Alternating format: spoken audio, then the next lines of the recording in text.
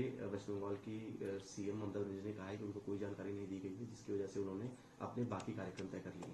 हैं। देखिए, जो इंडिया अलायंस है सब इंटैक्ट है, सब लोग एक साथ हैं। जो भी कमियां हैं, जो भी दिक्कतें हैं, वो सब हम एक साथ करेंगे, क्योंकि हम इस कमिटमेंट से आए हैं, इस रिजॉल्व से आए हैं कि जो देश के सामने दिक्कतें हैं, जो ध्रुवीकरण की बात हो, फार्मर डिस्ट्रेस हो, महिलाओं के बढ़ते क्राइम्स हो, बेरोजगारी हो, इन्फ्लेशन हो, ये सारे मुद्दे देश की प्रायोरिटी है। संविधान को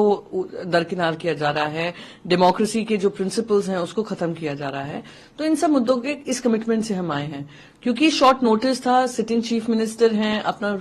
शेड्यूल रीअरेंज नहीं कर पा रही हैं, तो वो हम लोग अपनी व्यवस्था देख लेंगे किस तरीके से जल्द मीटिंग हो और सारे जो है मुद्दे हैं उस पर चर्चा हो।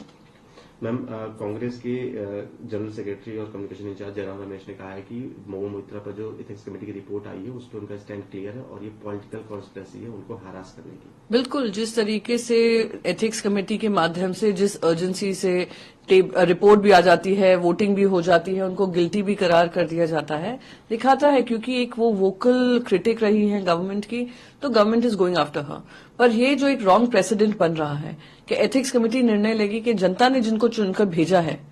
वो एथिक्स कमेटी डिसाइड करेगी कि वो कंटिन्यू कर सकती हैं या नहीं कर सकती हैं। मैं ये जरूर कह सकती हूँ, सस्पेंशन के बाद जब वो अपनी कॉन्स्टिट्यूंसी जाएंगी और जब इलेक्शन आएंगे वो दुगने वोट से जीत कर आएंगी और फिर उसी दुगने जोश से वो अपनी आवाज प्रखरता से उठाएंगे। यूनियन मिनिस्टर हैं अश्विनी चौबे, उन्होंने कहा है कि जो आदमी महिलाओं के खिलाफ डेरिवेटरी शब्द इस्तेमाल करता है, उनका इशारा नीतीश कुमार की तरफ था,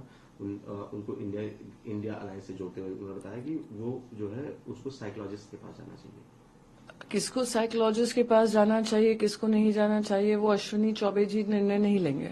और रही बात महिलाओं के बारे में अभद्र टिप्पणी करना, तो एक पूरी लिस्ट है मेरे सामने भारतीय जनता पार्टी के प्रधानमंत्री से लेकर बाकी सारे मंत्रियों से लेकर, और जिस तरीके से महिला रेसलर्स के साथ किया, जो उन्नाव में हुआ घटना हुई, जो उत्तर प्रदेश में हमने घटनाएं देखी हैं, वो सारा कच्चा चिट्ठा हम सबके पास है। तो बोलने से पहले, किसी और पे उंगली उठाने से पहले अपने गिरेबान में झांके कि आपने महिलाओं के लिए क्या किया, आपने महिलाओं को क्या सम्मान दिया, आपने महिलाओं के लिए कितना व्यापक चर्चा की है। मणिपुर से ले लीजिए, मणिपुर से लेकर आप कोई भी कोने में ले लीजिए, जहां भी महिला के खिलाफ बात हुई है वो वहां पे भारतीय जनता पार्टी शामिल रही है। टीएमसी एमपी अभिषेक बनर्जी ने कहा है कि जनता डिसाइड करेगी कि चेहरा कौन होगा, ममता बनर्जी, राहुल गांधी, अरविंद केजरीवाल या उद्धव ठाकरे। बिल्कुल, जनता ही निर्णय लेगी। और जहां तक इंडिया समिट की बात, इंडिया अलायंस की बात है, वो लोग सब इस पे क्लियर हैं कि जैसे जैसे वोट सीट शेयरिंग होगी, वोट्स आएंगे, उस आधार पर निर्णय लिया जाएगा कि कौन इस कोalition को लीड करेगा। मैम,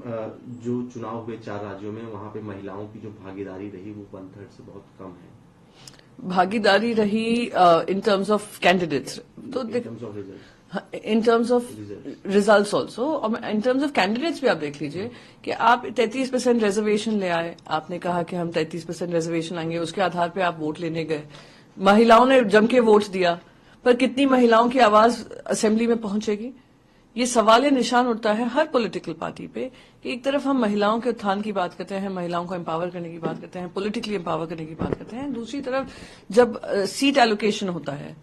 तो उसमें महिलाओं को दरकिनार किया जाता है और इसी वजह से आपको कम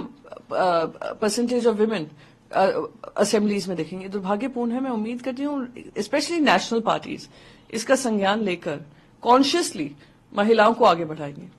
राघव चड्ढा के सस्पेंशन को लेकर जगदीप धनखड़ ने कहा है कि as regard sentence the committee finds suspension suffered by him since 11 August from the house thus far as a sufficient sentence। मैं बस यही कहूंगी कि जिस तरीके से उनका सस्पेंशन हुआ, संजय सिंह जी का सस्पेंशन हुआ और उसको एथिक्स कमेटी में भेज दिया गया, तो कहीं ना कहीं उन्होंने अपना जो टर्म था 115 दिन, वो खुद ही कह रहे थे 115 दिन सदन के बाहर थे, सस्पेंडेड थे, उनके राइट्स ले लिए गए थे, पंजाब की आवाज चुप करा दी गई थी, काउंसिल ऑफ स्टेट्स हैं हम, वहां पे उनकी आवाज नहीं उठ पा रही थी, तो उनकी जो सजा भुगतनी थी उनकी मिस्टेक से वो उन्होंने कर ली है, उसको एक्सटेंड करने का कोई कारण नहीं था। सुप्रीम कोर्ट में राघव जी ने लड़ाई लड़ी है और उसकी जीत के बाद ही पार्लियामेंट ने निर्णय लिया है। नमस्कार, मैं हूं मानक गुप्ता। अगर आपको हमारा ये वीडियो पसंद आया हो तो इसे लाइक और शेयर जरूर करें और हां, हमें सब्सक्राइब और फॉलो करना ना भूलें ताकि आप देश और दुनिया की कोई खबर मिस ना करें। तो जुड़े रहिए हमारे साथ और देखते रहिए न्यूज़ 24।